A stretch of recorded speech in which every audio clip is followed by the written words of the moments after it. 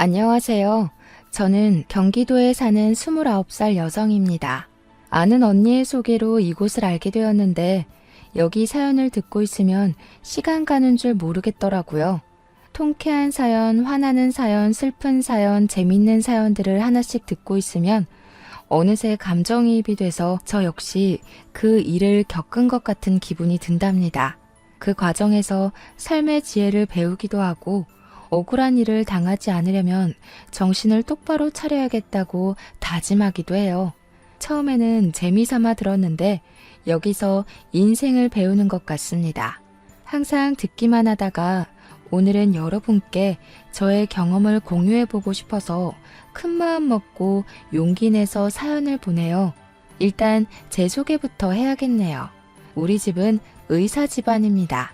저희 아빠는 종합병원 소아과 의사 선생님, 엄마는 같은 병원 산부인과 의사 선생님이세요. 부모님은 의사가 되기가 많이 힘들어도 막상 되고 나면 성취감도 크고 여러모로 좋으니 의사가 되라고 하셨어요. 하지만 의사가 어디 내가 하고 싶다고 해서 할 수 있는 직업인가요? 죽도록 공부해도 될까 말까 한 의사인데 사실 저는 공부에는 큰 흥미가 없었답니다. 공부보다는 노래 부르고 춤추는 것에 더 관심이 많아서 학창 시절 성적은 꼴찌만 면하는 수준이었어요. 그나마 다행인 것은 부모님이 제게 공부하라고 강요하지도 않았고 성적도 낮다고 혼을 내시지도 않았습니다. 아마 그래서 제가 기죽지 않고 당당하게 살 수 있었던 것 같아요. 부모님은 세상엔 의사 말고도 할 수 있는 직업이 많으니 하고 싶은 게 있다면 뭐든 해도 좋긴 한데 단 예술 쪽만큼은 하지 않기를 바라셨어요. 예술 쪽 일은 경쟁이 너무 치열하고 먹고 살기가 정말 힘들다고요. 하지만 저는 사람들 앞에서 춤추고 노래 부르는 것을 너무 좋아했고 그 과정에서 뿌듯함과 쾌감을 느끼곤 했어요. 그러다가 중학교 3학년이 되었습니다. 저는 부모님의 뜻대로 일반 고등학교로 진학하려고 했는데 음악 선생님이셨던 담임 선생님이 제가 노래를 부르고 춤을 추는 모습을 보시고는 일반 고등학교로 가기에는 실력이 아깝다며 예술 고등학교 진학을 적극적으로 권장하셨습니다. 부모님께선 절대 안 된다고 했지만 선생님은 제가 딱 한 번만 도전해 볼 수 있도록 도와달라고 하셨어요. 사실 저도 일반 고등학교보다는 예술 고등학교에 가고 싶던 터라 부모님께 한번 해보고 안 되면 깔끔하게 포기하고 공부만 하겠다고 하며 부모님을 설득했습니다. 어렵게 부모님께 허락을 받고 예술 고등학교 면접을 보러 갔는데 대기실에서 다른 친구들의 모습을 보니 노래도 잘하고 춤도 잘 추고 끼가 정말 많아 보였어요.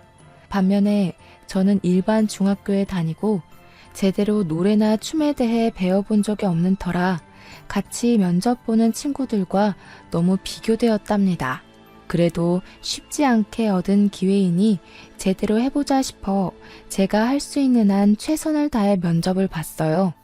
하지만 제가 스스로 생각하기에도 너무 부족해 보였답니다. 역시 나는 안 되겠다고 생각하고 부모님도 저도 깔끔하게 포기했는데 며칠 뒤 놀랍게도 합격했다는 연락을 받았어요. 그렇게 얼떨결에 예고에 입학하고 친구들과 함께 연습하며 실력을 쌓아 고등학교 졸업 후 수도권 4년제 대학교 뮤지컬과에 입학하게 되었답니다. 지금은 유명하지는 않지만 1년에 한 편에서 2편 정도는 조연으로 공연하는 뮤지컬 배우로 활동을 하고 있어요. 지금부터 1년 전 제가 원하던 공연의 오디션에 합격하여 정신없이 공연하고 있었습니다. 공연의 마지막 날 같이 무대를 섰던 배우, 무대 뒤에서 열심히 뛰었던 스태프들과 함께 회식했어요. 회식하다가 저와 친하게 지냈던 스태프 중에 한 분이 대기업에 다니는 자신의 형과 제가 잘 어울릴 것 같다며 한번 만나보라고 하더라고요. 솔직히 아직 나이가 20대이고 저는 소개팅으로 사람을 만나는 것보다는 오랜 기간을 두고 천천히 사람을 알아가는 것이 더 좋아서 싫다고 했습니다. 그러나 그분은 계속 자신의 형과 너무 잘 어울릴 것 같다며 만나보라고 했어요. 너무 거절하는 것도 예의는 아닌 것 같고 어차피 공연 끝난 직후에는 딱히 할 일이 없어서 소개팅하기로 했습니다. 스태프분은 자신의 형 이름과 연락처, 나이를 저에게 알려주었어요. 그의 이름은 이신영이었고 나이는 저보다 2살이 많았습니다. 연락처를 등록하니 카톡에 사진이 뜨길래 사진을 보니 외모가 배우 못지않게 잘생겼더라고요. 사실 스태프분은 조금 덩치도 크고 푸근한 이미지인데 형님은 서양적인 외모의 훈남이었습니다. 사진을 보고 있는데 이분한테 카톡이 왔어요. 간단히 인사를 하고 이런저런 이야기를 나눠보니 대화가 꽤 잘 통하는 기분이었습니다. 어쩌다 보니 통화까지 했는데 목소리도 배우처럼 너무 좋고 신뢰감이 가는 목소리였어요. 우리는 그날 뒤로도 계속 연락하다가 드디어 만나기로 한 토요일이 되어 약속한 카페로 갔습니다. 카페에 가니 사진과 똑같이 생긴 남자분이 창가에 앉아 있는데 뭔가 가슴이 쿵 하고 내려앉더라고요. 정말 거짓말 하나 보태지 않고 진영 씨 머리 위에 핀 조명이 있는 것처럼 그 사람만 밝아 보였어요. 처음 보는 자리라 많이 어색할 줄 알았는데 그 전에 카톡도 하고 전화도 해서 그런지 막 어색하지는 않았고 그저 기분 좋은 떨림과 설렘만이 가득했답니다. 진영 씨는 좋아하는 일로 재밌게 돈을 버는 저를 부러워했고 저는 진영 씨가 정해진 월급이 매달 들어오는 것이 부러웠어요. 이렇게 첫날은 서로를 부러워하기도 하고 대단하게 생각하기도 하며 저는 진영 씨를, 진영 씨는 저를 알아가는 시간을 가졌습니다. 그리고 다음 날에 또 만나기로 약속했어요. 다음 날에는 오전부터 만나서 같이 영화도 보고 밥도 먹었습니다. 우리가 돈가스를 먹으러 갔는데 직원분이 실수로 뜨거운 수프를 진영 씨의 옷에 쏟았습니다. 솔직히 뜨겁고 옷도 더러워져서 짜증이 났을 텐데 그래도 웃으면서 괜찮다고 하는 모습이 참 좋아 보였어요. 그리고 음식점 직원분들한테 존댓말 쓰며 친절하게 대하는데 따뜻한 사람이라는 생각이 들더라고요. 그 뒤로도 우리는 종종 만나 데이트도 하고 함께 공연도 보러 다니고 등산도 같이 했습니다. 사실 저는 등산하는 것을 좋아하는데 제 또래 친구 중에 등산을 좋아하는 친구가 하나도 없었어요. 그런데 진영 씨가 등산을 좋아한다는 거예요. 저처럼 등산을 좋아하는 제 또래는 처음이라 신기하기도 하고 이게 바로 인연인가 싶기도 했습니다. 이렇게 매일 연락을 하고 일주일에 한 번은 같이 시간을 보내며 서로에 대한 호감을 쌓아갔고 결국 연인이 되었어요. 저와 진영 씨는 모든 면이 잘 맞았는데 딱 2가지가 거슬렸어요. 첫 번째는 저녁만 되면 연락이 아예 되지가 않았습니다. 하루는 너무 답답해서 왜 저녁만 되면 연락이 되지 않냐고 물으니 집에 부모님이랑 같이 있기도 하고 저녁 때는 이것저것 공부도 해서 연락하기가 힘들다는 거예요. 처음에는 조금 이해가 가지 않았지만 어른들과 같이 살기도 하고 본인의 미래를 위해 공부도 해야 하니 그럴 수도 있겠다고 생각했어요. 그리고 2번째는 데이트하는데 휴대전화를 자주 받습니다. 도대체 무엇을 보고 있는지 물어보니 코인에 투자해서 돈을 벌고 있대요. 저는 코인에 투자하다가 잘못되면 다 잃는 거 아니냐고 했는데 소액으로 공부해가면서 조심히 하고 있어서 그동안 손해본 것은 없다고 했습니다. 그래도 제가 걱정을 하니 진영 씨는 요새는 월급만으로는 살 수 없다며 투자도 해야지 돈을 번다고 했어요. 그러면서 빨리 돈을 많이 모아서 저와 결혼하고 싶다고 하더라고요. 사실 우리가 만난 지 얼마 되지 않았기에 그때는 결혼이라는 단어가 참 부담스러웠습니다. 하지만 만나면 만날수록 대화가 잘 통했고 같이 있으면 재밌었기에 진영 씨를 향한 제 마음이 점점 더 깊어져 갔어요. 진영 씨 역시 저에 대한 마음이 깊어졌는지 저에게 결혼 이야기를 계속했습니다. 결국 우리는 만난 지 6개월 만에 결혼까지 생각하고 집에 정식으로 인사드리게 되었어요. 먼저 진영 씨가 우리 집으로 인사를 드리러 왔는데 저의 부모님은 제가 일정하게 정해진 급여를 받는 직업이 아니다 보니 남편은 일반 회사원을 만났으면 좋겠다고 생각하셨는데 딱 그런 사람을 데리고 오니 너무 좋아하셨어요. 이어서 제가 진영 씨의 집으로 인사를 드리러 갔는데 진영 씨의 부모님은 우리 가정에 연예인이 들어오냐며 아주 많이 반가워하셨답니다. 그런데 진영 씨의 집을 구경하다가 보니 진영 씨의 방에 살림살이나 옷이 거의 없더라고요. 사람이 사는 방인데 너무 허전해 보여서 왜 이리도 뭐가 없냐고 물으니 조금 당황해하는 것 같았습니다. 처음에는 대답하지 않으려 하다가 제가 계속 물어보니 사실 자기가 방에 짐을 두는 것을 싫어해서 다 다락방에 넣어놨다고 해요. 그리고 원래부터 패션에 관심도 많이 없고 회사만 다니다 보니 옷도 거의 없다고 했죠. 제가 남자 형제가 없어서 잘 모르기는 하지만 뮤지컬을 할 때 남자 배우나 스태프분들을 보면 거의 매일 똑같은 옷을 입고 오긴 했습니다. 그 모습을 생각해 보니 진영 씨의 방이 이렇게 허전한 게 이해가 가더라고요. 아무튼 우리는 문제없이 결혼 승낙을 받았고 이제는 예비 남편이 된 진영 씨와 저는 함께 결혼을 준비하기 시작했습니다. 먼저 우리의 신혼집과 혼수를 어떻게 마련할지에 대해서 이야기했어요. 저는 결혼할 때 신혼집과 혼수를 반반씩 하는 것이 좋다고 말하며 그동안 제가 모은 돈을 공개했습니다. 사실 저는 공연이 있을 때는 뮤지컬 배우 일을 하지만 공연이 없을 때는 많은 아르바이트를 했어요. 배우라는 직업이 다양한 삶을 표현해내야 하잖아요. 관객이 충분히 공감될 만한 연기를 하기 위해서는 최대한 많은 경험을 하는 것이 좋을 것 같아 음악학원 강사부터 편의점, 식당, 택배 아르바이트 등 어지간한 아르바이트를 다 했어요. 그리고 어린 시절부터 세뱃돈이나 용돈을 받으면 다 차곡차곡 모아둬서 그동안 통장에 모아둔 돈이 7천만 원 정도가 있었습니다. 또한 결혼하면 부모님이 2억 정도는 보태주실 수 있다고 하셨어요. 반면에 예비 남편은 그동안 모아둔 돈이 1,000만 원이 다였습니다.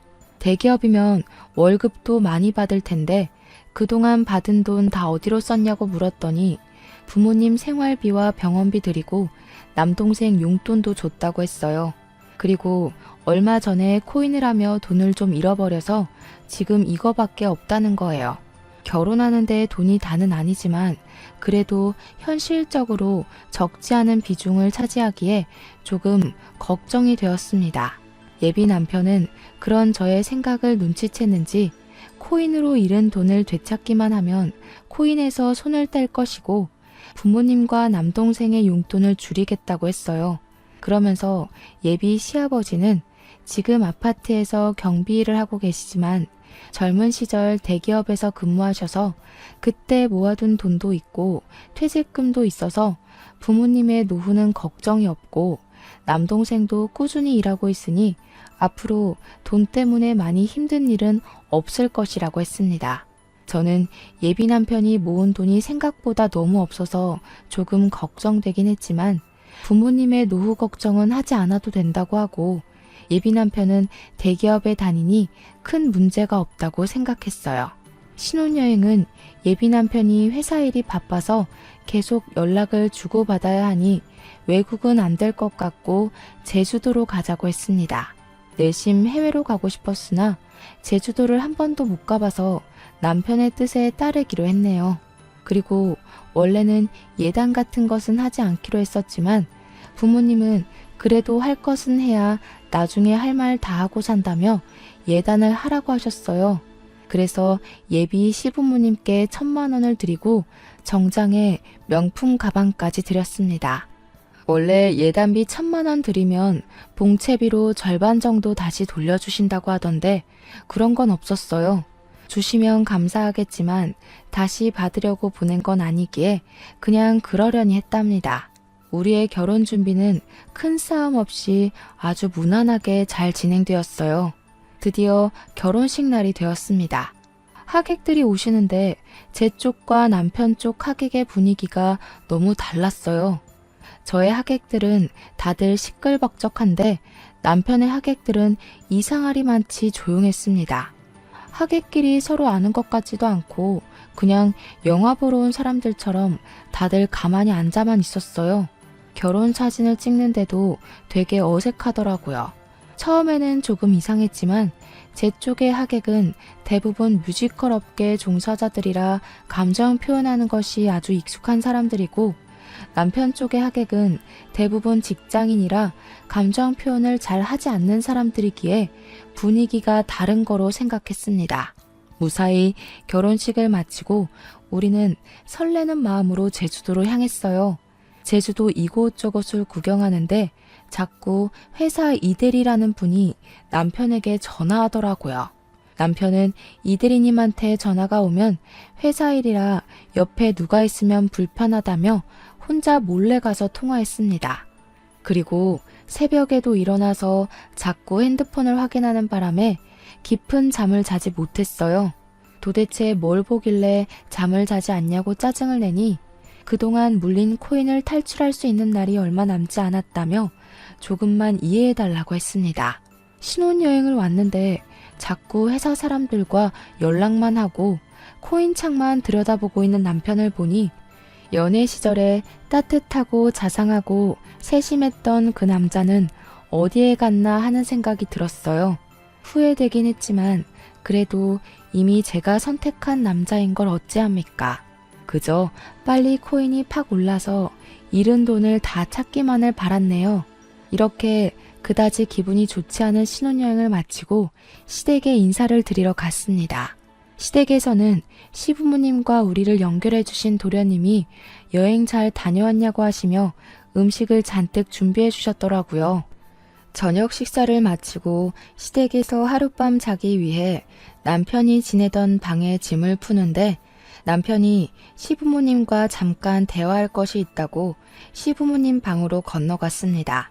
같이 가려다가 좀 불편할 것 같아서 그냥 혼자 방에 있다가 먼저 잠이 들어버렸어요.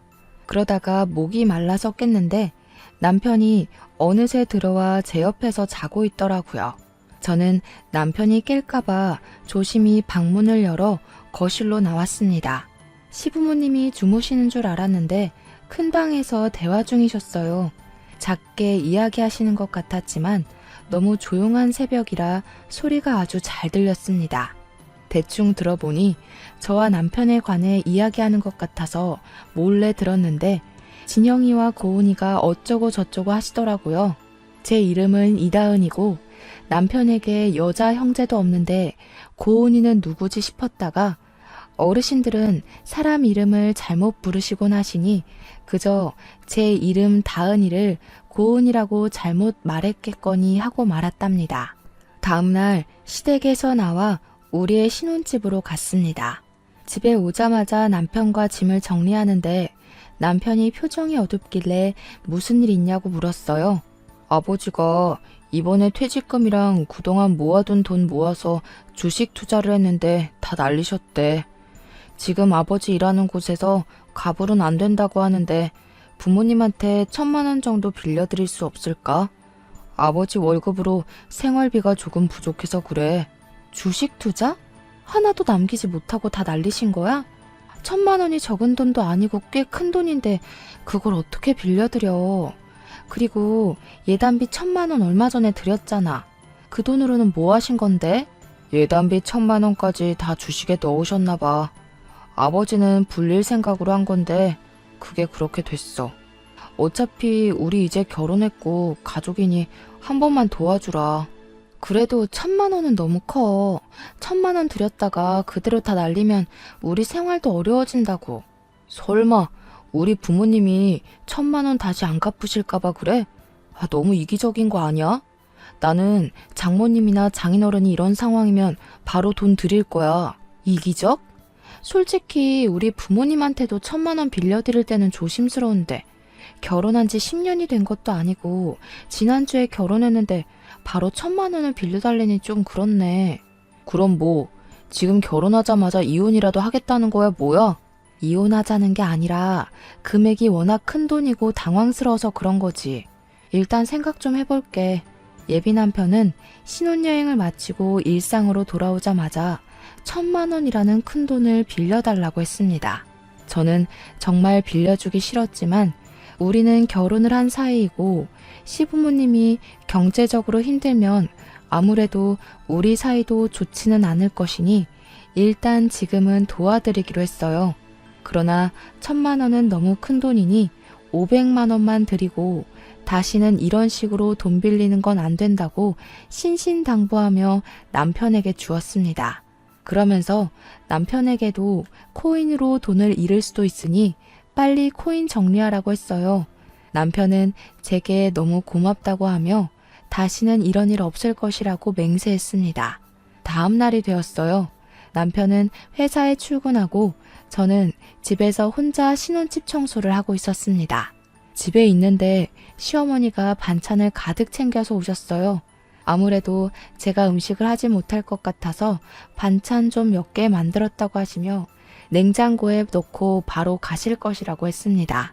만들어주신 반찬을 건네받았는데 게장이 있더라고요. 사실 저는 갑각류 알레르기가 있어서 게장을 먹지 못합니다. 어머니, 사실 저 갑각류 알레르기가 있어서 게장을 먹지 못해요. 생각해서 해주셨는데 못 먹어서 어째요? 갑각류 알레르기? 너 저번에 식당에서 게장 나왔다고 엄청 좋아했잖아. 네? 제가 어머니와 같이 식당에 갔던 때는 상견례 때뿐이었고 거기서는 게장이 나오지 않았었는데요. 그랬지. 내가 다른 아이랑 착각했나 보다. 게장은 다시 들고 가마. 내가 갑자기 은행에 갈 일이 있어서 나 간다. 청소 열심히 하렴. 저는 차나 커피라도 드리려고 했는데 시어머니는 후다닥 나가버리셨습니다. 그런 시어머니의 모습을 보니 기분이 묘하더라고요. 전날 시댁에서도 그러고 오늘도 그러고 시댁 가족들과 남편 모두 저한테 뭔가를 숨기는 것 같았거든요. 그런데 그 뒤로 남편의 행동은 너무 수상하고 이상했습니다. 일단 제가 혼인신고를 하자고 했는데 자꾸 바쁘다는 핑계로 나중에 하자고 했어요. 혼인신고 말만 나오면 자꾸 뒤로 미루자고 늦게 해도 상관없다고 했습니다. 또한 남편은 연애 시절부터 지금까지 회사 지인들이나 친구들을 제게 한 번도 소개해주지 않아서 남편 주변에 아는 사람이라곤 시부모님과 도련님밖에 없었어요. 그리고 우리는 신혼인데도 남편이 집에 잘 들어오지 않았습니다. 일주일에 3번은 들어오지 않았는데 그 이유는 야근하고 너무 늦어서 회사 당직실에서 잠을 잔다는 거예요. 대기업이라 월급을 많이 주니까 그만큼 일을 많이 부려먹는구나 싶다가도 결혼 전에는 야근을 한 번도 안 하던 남편이 결혼 후 자꾸 야근한다니 뭔가 서운하더라고요. 하지만 그래도 우리의 미래를 위해서 열심히 돈을 벌고 있다고 생각하며 남편에게 서운한 내색은 하지 않았습니다. 그렇게 한 2주일이 지났어요. 그날도 야근하느라 밤에 집에 못 오고 회사 당직실에서 잔다는 남편을 위해 정성스럽게 도시락을 만들어 몰래 회사 앞으로 갔습니다. 5시 반에 회사 앞에 도착해서 남편에게 전화했는데 일하느라 바쁜지 전화를 받지 않더라고요. 회사 앞에 작은 공원이 있어서 그 앞에서 기다리다가 6시가 되어 사람들이 많이 나오는데 그 사이에 남편이 있는 겁니다. 처음에는 저녁을 먹으러 가나 했는데 가만히 보니 가방을 들고 누가 봐도 퇴근하고 있는 모습이었어요. 저한테는 분명히 야근하고 당직실에서 잔다고 했는데 그런 모습으로 나오니 뭔가 이상하더라고요. 저는 어디로 가는지 몰래 뒤따라가 보려고 했으나 남편이 먼저 저를 발견해 버렸습니다. 남편은 저를 보고는 못 볼 것을 본 것처럼 깜짝 놀라더라고요. 저는 남편한테 오늘 야근한다더니 어디 가느냐고 물었습니다. 남편은 잠깐 말을 잇지 못하다가 할 말이 있었다고 하며 카페로 저를 데리고 갔어요. 카페에 자리를 잡고 앉아 진지한 표정을 지으며 하는 말이 시어머니가 지금 자궁암에 걸렸다는 겁니다. 원래 몸이 좋으시지는 않았는데 최근에 아버지가 주식으로 전 재산 다 잃고 나서 자궁암까지 걸렸다고 했어요. 지금 초기이기는 하지만 수술을 꼭 해야 한다는데 아버지의 월급이 얼마 되지 않고 남편도 결혼한다고 이것저것 사느라 돈이 없고 남동생도 요새 경제적으로 힘들어서 수술비 마련을 하지 못했다고 했습니다. 그래서 돈을 마련하기 위해 친구가 운영하는 가게에서 새벽 3시까지 아르바이트를 했다가 일이 마치면 가게에서 자고 바로 회사로 출근했었대요. 제가 힘들지 않냐고 하니 어차피 친구 가게에서 매일 일을 하는 것도 아니고 일주일에 3일 정도만 하는 거니까 괜찮다고 했습니다. 그러면서 신혼인데 이런 얘기만 해서 미안하다고 울먹이는데 남편이 너무 불쌍해 보이더라고요. 그래서 말인데 딱 한 번만 더 1,000만 원 정도 빌려달라고 하면 빌려줄 수 있어? 나 반드시 갚을게. 지금은 상황이 이래서 그렇지만 내가 공사판에서 일하면서라도 꼭 갚을게. 솔직히 조금 빌려주기 그렇긴 하지만 일단 편찮으신 어머니 수술은 해야 하니까 돈 빌려줄게. 대신에 이번엔 차용증 쓰자.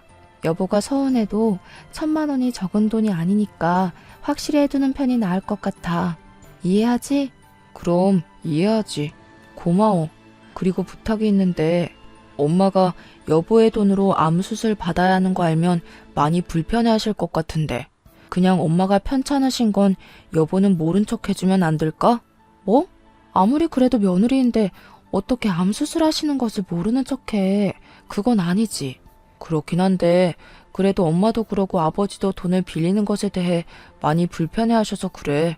사실 얼마 전에 500만 원 빌릴 때도 아버지가 정말 면목이 없다고 하셨거든. 지금 엄마 수술도 여보 돈으로 한다는 거 알면 두 분 심적으로 매우 힘들어 하실 거야. 그냥 여보는 모른 척 해줘. 부탁이야. 남편의 이야기가 잘 이해가 되지는 않았지만 환자가 원한다는데 마음 편하게 해주는 것이 더 나을 것 같아 그냥 알겠다고 했습니다. 저는 남편과 집에 가서 돈을 빌려주겠다는 차용증을 썼어요. 남편은 부부간에 계좌이체를 하면 나중에 세금을 내야 할 수도 있다며 1,000만 원을 본인의 통장이 아닌 현금으로 요구를 하더라고요. 사실 세금에 관한 내용은 잘 몰랐기에 남편의 말을 따라 다음날 1,000만 원을 뽑아서 퇴근한 남편에게 주었습니다. 남편은 돈을 보며 너무 고맙다고 하고 엄마한테 말씀드려야겠다고 시댁에 간다고 했어요. 그리고 부모님과 이야기하다가 늦어질 수도 있으니 혹시라도 자기가 너무 늦으면 기다리지 말고 먼저 자라고 했습니다. 그래서 저는 그날도 남편 없이 혼자 잠이 들었네요. 그 뒤로 남편은 시어머니 병간호를 해야 한다고 일주일에 3번 정도는 집에 들어오지 않았습니다. 주말에도 남편은 병원에 있느라 저 혼자 시간을 보내야만 했죠. 어머니 수술은 잘하셨는지 물어보니 제게 돈을 받고 바로 다음날 수술하셨는데 잘 됐다고 했어요. 제가 그래도 며느리인데 정말 가지 않아도 되냐고 물으니 엄마가 너무 불편하다고 절대 오지 말라고 했다는 겁니다. 그럼 전화라도 드리겠다고 하니 지금은 엄마가 힘들어하셔서 전화도 하지 말고 다음 달에 한번 찾아가자고 했습니다. 그렇게 한 달 정도가 지났어요. 뮤지컬 오디션 공고가 떠서 오디션 준비를 하는데 소아과에서 근무하시는 아빠한테 전화가 왔습니다. 제가 전화를 받자마자 대뜸 아빠는 혼인신고 했냐고 물으셨어요. 남편이 바빠서 혼인신고는 하지 않았는데 왜 그러시냐고 물었더니 병원에 5살 정도 되는 남자 아기가 입원했는데 남편이랑 너무 똑같이 생겼다는 것이에요. 세상에 닮은 사람들이 많이 있으니 그럴 수도 있다 치지만 문제는 이 아이의 차트를 보니까 세대주가 남편 이름, 즉 이진영으로 되어 있다고 합니다. 회진을 돌 때마다 항상 엄마만 있어서 이 아이의 아빠는 보지 못했지만 뭔가 느낌이 이상하다는 거예요.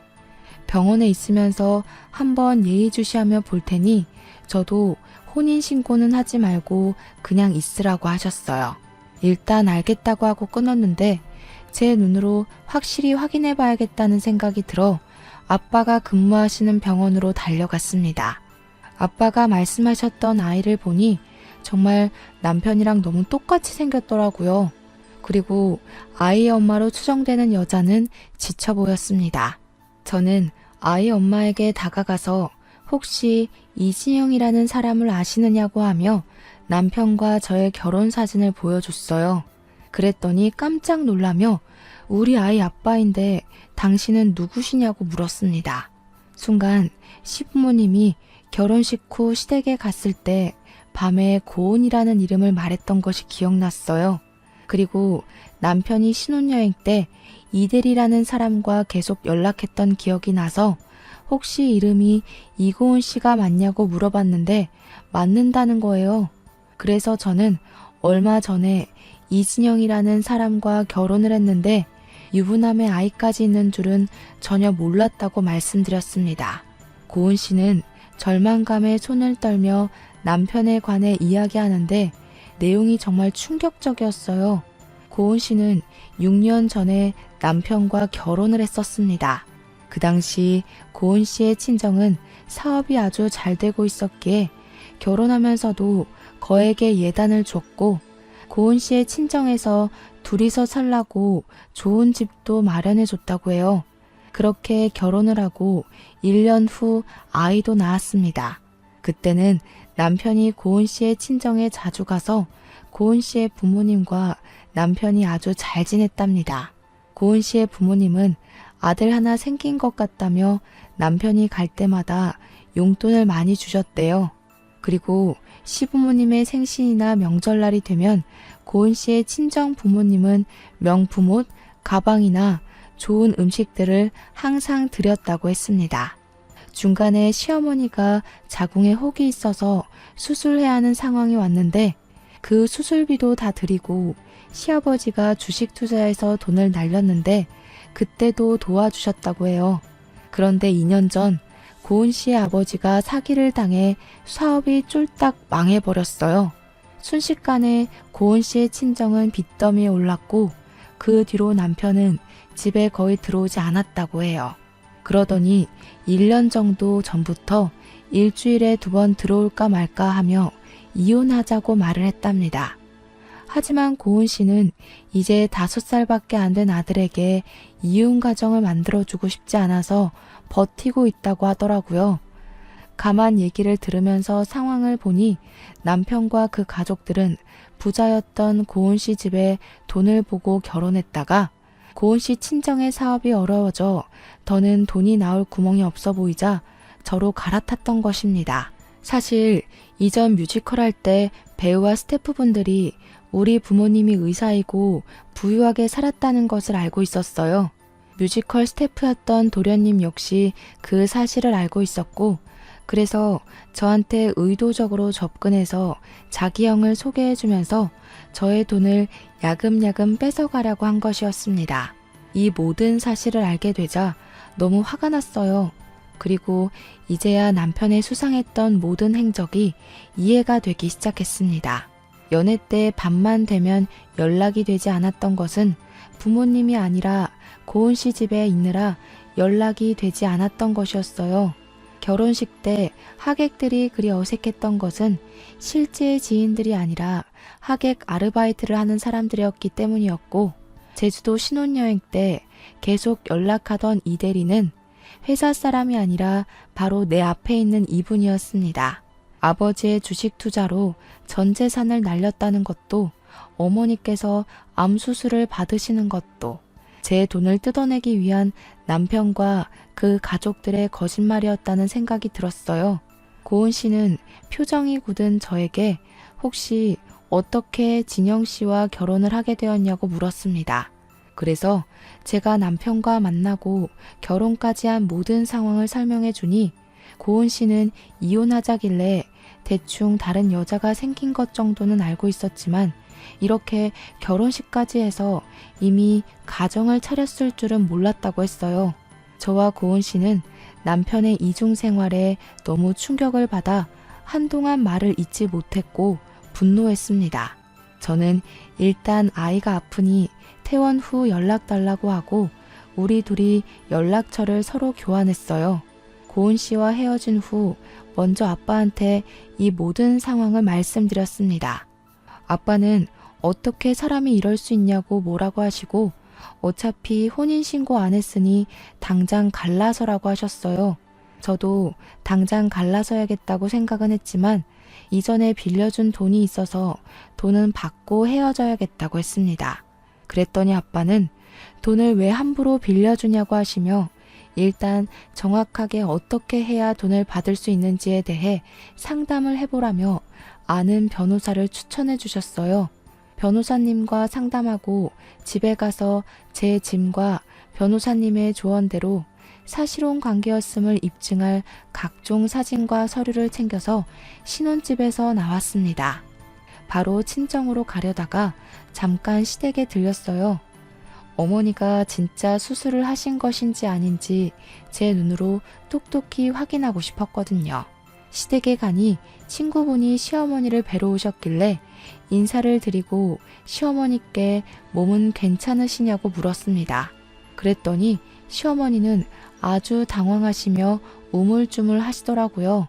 그 모습을 보시던 시어머니 친구분은 며느리가 시어머니를 이렇게 챙겨줘서 시어머니가 건강하신가 보다고 하셨습니다. 저는 아니라고 하며 얼마 전에 시어머니 수술하셨는데 병원에 가보지도 못한 며느리라고 하니 친구분은 2주 전에 지방으로 여행을 다녀왔는데 무슨 소리를 하느냐고 하시더군요. 예상은 했지만 역시 어머니의 암수술도 다 거짓말이었습니다. 저는 그 집에서 나와 친정집에 가는데 남편과 그 가족은 사이코패스가 아닐까 하는 생각이 들었어요. 아무리 돈이 궁해도 그렇지 어떻게 멀쩡한 사람이 암에 걸렸다고 거짓말까지 하면서 이러는지 참 이해가 가지 않더라고요. 정말 정신 나간 놈 같았고 이 가족들과 연을 끊어야겠다고 생각했네요. 친정에 와서 마음을 겨우 가라앉히고 있는데 저녁 시간이 되니 남편이 왜 집에 없느냐고 전화가 왔습니다. 저는 혹시나 하는 마음에 남편과의 통화 내용을 녹음하기 시작했어요. 나 친정이야. 그런데 너 혹시 고은이라는 여자가 누군지 알아? 고은이? 나야 모르지. 왜? 아버지 병원에 너랑 똑같이 생긴 아이가 입원했다고 하지 뭐야. 그래서 내가 오늘 그 아이 보러 갔는데 그 아이 이름은 은호이고 그 엄마 이름이 이고은 씨더라. 고은 씨는 너 안다던데. 너는 모르는가 보지? 뭐? 만났어? 그래, 만났다. 고은 씨 친정 사업 망해서 돈 뜯어낼 새로운 여자 찾고 있었냐? 진짜 어떻게 네 자식까지 낳아준 여자를 그렇게 하루아침에 차버릴 수가 있냐? 네가 그러고도 사람이야? 그리고 너네 엄마 수술했다며? 오늘 집에 가보니까 수술하고 입원해 계실 2주 전에 지방으로 여행 가셨다던데? 어떻게 너도 그렇고 너네 가족도 그렇고 그런 거짓말을 해? 그러고도 너희들이 제정신이야? 우리 결혼도 안 했으니 바로 갈라서자. 난 너네 가족처럼 사이코의 정신병자 같은 사람들과 가족으로 못 살겠다. 야, 아무리 그래도 어떻게 사이코의 정신병자라고 할 수가 있어? 너무한 거 아니야?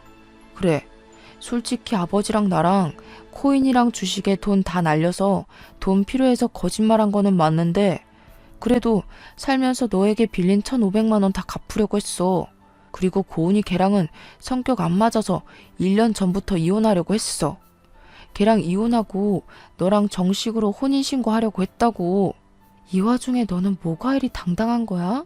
진짜 어이가 없고 황당해서 할 말이 없다. 제정신이 아닌 너랑 더는 대화도 못하겠어. 어차피 우리 혼인신고도 안 했고 같이 산 날도 얼마 되지 않으니 갈라서자. 사실혼 관계 이혼 소송할 테니까 위자료랑 빌려간 돈이나 준비해놔. 내가 빌려줬던 돈 1,500만 원에서 1원도 안 빼놓고 다 받을 거야. 알겠어? 이 상황에서도 당당하게 목소리만 큰 남편이 진절머리 나게 싫기도 하고 제정신이 아닌 것 같아 무서웠습니다. 남편에 대한 진실을 아시게 된 부모님은 그래도 아이가 없을 때 이 사람의 실체를 알게 돼서 천만 다행이라고 하시며 위로해 주셨어요. 다음날 저는 아침이 되자마자 사실혼 관계였음을 입증할 각종 사진이나 서류들을 챙겨서 다시 변호사 사무실로 갔습니다. 변호사님이 이 정도면 충분하다고 하며 바로 소송을 진행하자고 하셨어요. 소송비를 지급하고 친정집으로 갔는데 남편이 친정집 앞에서 기다리고 있더라고요. 남편은 분노에 가득 차서 저를 발견하자마자 화를 버럭버럭 냈습니다. 야, 너 어떻게 사람이 좋다고 할 때는 언제고 인제 와서 갈라서? 어이가 없어서. 내가 그년이랑 이혼하고 정리하고 온다잖아. 그 조금도 못 기다리냐? 꼭 이렇게까지 해야겠어? 어이? 어이가 없어? 어이는 내가 없어야지. 너는 아직 이혼이 완료도 되지 않은 상태에서 날 속인 주제에 뭘 잘했다고 큰 소리야? 이 정도면 가족 사기단 아니야? 진짜 너를 믿고 너와 함께 보낸 내 지나간 시간이 아깝다. 뭐? 가족 사기단? 너 말대로 이혼 먼저 하고 재혼하는 게 맞긴 하지만 어차피 이혼할 거 먼저 재혼한 다음에 이혼한 게 그렇게 죽을 죄야? 순서만 바뀌었는데 그게 왜 사기야? 그래, 오늘 그냥 너 죽고 나 죽자. 말도 안 되는 논리를 펼치며 남편이 저를 죽일 듯이 달려들었습니다. 정말 사람이 눈이 뒤집혀서 생 난리를 치는데 이러다가 제가 죽을 것 같다는 생각이 들더라고요. 핸드폰으로 경찰서에 신고하려고 했는데 핸드폰마저 빼앗아서 던져버렸어요. 순간 기적적으로 저쪽에서 경찰들이 뛰어왔습니다. 알고 보니 남편은 이전에 코인한다고 지인에게 돈을 빌리고 갚지 않았었는데 그분이 우리 친정집 옆집에 살고 있더라고요. 이분은 오늘 쉬는 날이라 집에 있다가 잠시 담배 피우러 나왔는데 남편이 있어서 사기죄로 경찰에 신고했답니다. 그런데 남편이 저를 때리려 하고 윽박 지르고 소리를 지르자 이분이 모든 상황을 다 녹화해 두셨어요. 그 덕에 남편은 폭행죄로 벌금형까지 받았고 저는 남편에게 접근 금지 신청을 했습니다. 그리고 모든 영상을 제출하여 아주 수월하게 이혼 소송까지 진행할 수 있었어요. 남편의 과실이 확실하고 같이 산 날이 2달 정도밖에 되지 않아서 재산 분배고 뭐고 할 것도 없더라고요. 그리고 저는 빌려줬던 1,500만 원과 함께 위자료도 받았답니다. 저의 상황이 다 해결되고 나니 고은 씨가 생각이 나서 한번 연락해봤어요. 고은 씨도 이혼하고 다달이 아들 은호의 양육비는 물론 위자료까지 받기로 했대요. 그렇게 무사히 이혼하기는 했는데 저와 고은 씨는 생각하면 할수록 너무 억울하고 화가 났어요. 이런 인간은 다시는 사회에 나오지 못하도록 해야겠다 생각했습니다.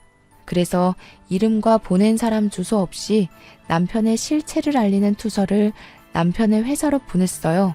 2집 살림을 한 내용부터 저를 때리고 폭행하려고 했던 동영상까지 USB에 담아서요. 그리고 우리 집 돈을 뜯어먹을 불순한 의도로 자신의 형을 소개해준 남편의 남동생도 다시는 뮤지컬 업계에서 일하지 못하게 여기저기 소문을 퍼뜨렸습니다. 솔직히 이런 사람들에게 속아 넘어간 저 자신이 너무 미련하고 바보 같아서 말하기 참 부끄럽지만 그래도 그 집이 다시는 일어서지 못하게 하고 싶었어요. 저의 투서로 전 남편은 회사에서 잘리고 전 남편의 동생은 뮤지컬 업계에 안 좋은 소문이 퍼지면서 이쪽 일은 이제 아예 못할 것이라고 해요.